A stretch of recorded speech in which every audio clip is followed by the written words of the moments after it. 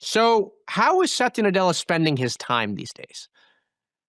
Yeah, so I mean, as we reported in today's story, Satya Nadella has really been, I guess, diving into the weeds on product management of Copilot and other AI products. And, specifically, that looks like him being increasingly active in internal Teams channels that are focused on making Copilot a better product. We've heard that he's been sending detailed emails to engineers who work on Copilot, pointing out specific flaws that he sees in the product right now. And he's also been, having these weekly meetings where he brings in people at all levels of the company involved in AI development, and will sometimes grill them on, what exactly is going on with Copilot. And I think we're seeing this really kind of high level of attention because he feels that right now is a pivotal moment for Copilot and also for Microsoft more broadly, and has shown that he really wants to devote his time to shaping how the company will approach that moment.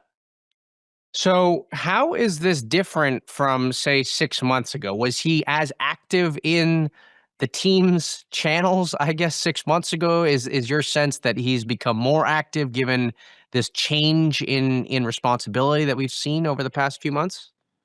Yeah, I mean, so like you mentioned, he handed off some of his responsibilities to Judson Althoff, who earlier this year was named commercial CEO, and basically is in charge of selling Microsoft's products, which gives Satya a bit more time to focus on the high ambition technical work. And just as one example, I mean, we've seen Satya be the keynote speaker at Microsoft's Ignite conference, its annual conference, every year for basically the last 10 years. But this year, he actually wasn't present at the conference. He let Judson Althoff handle the keynote speech, and I think that's just kind of one example of how he's being more selective about how he spends his time, and devoting more of his attention to specifically building and refining the AI products that Microsoft is selling.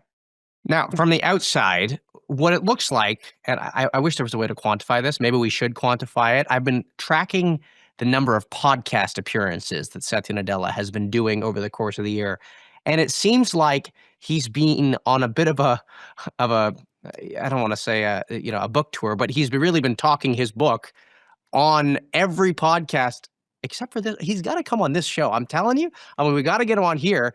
But I mean, he's really out there. Is this part of his, strategy here to sort of, I don't know what it is, finding out what people are thinking about in these conversations? Is he trying to get his own message out? What do you make of this?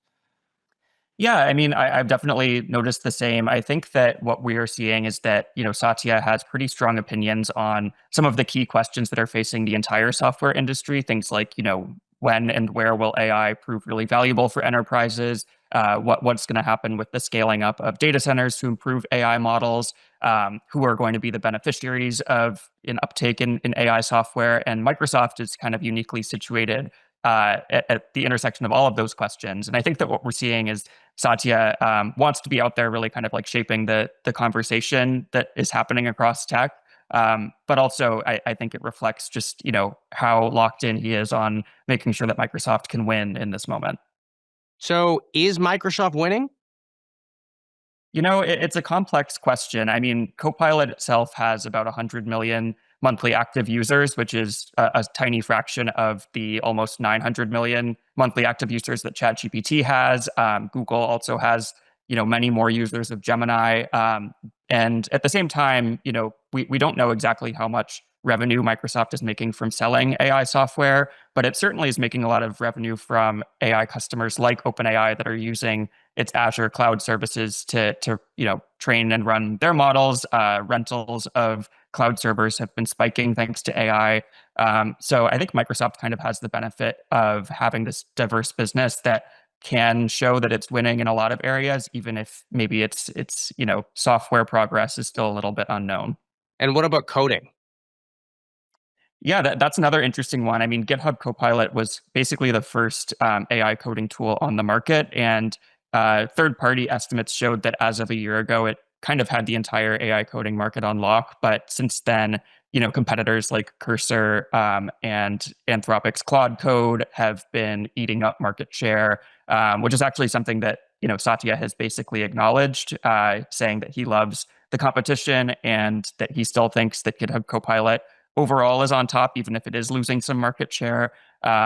But I think that's another space where we're seeing that, he wants to shape GitHub Copilot and make it this tool that people are going to want to use regardless of which model that they're using to generate AI code. And that's, I guess, another area where the company is seeing really tough competition. Great. Well, Aaron, it was a great story and a fascinating look at how he is managing things on the ground. I want to thank you for coming on. That is Aaron Holmes, our Microsoft reporter here at The Information.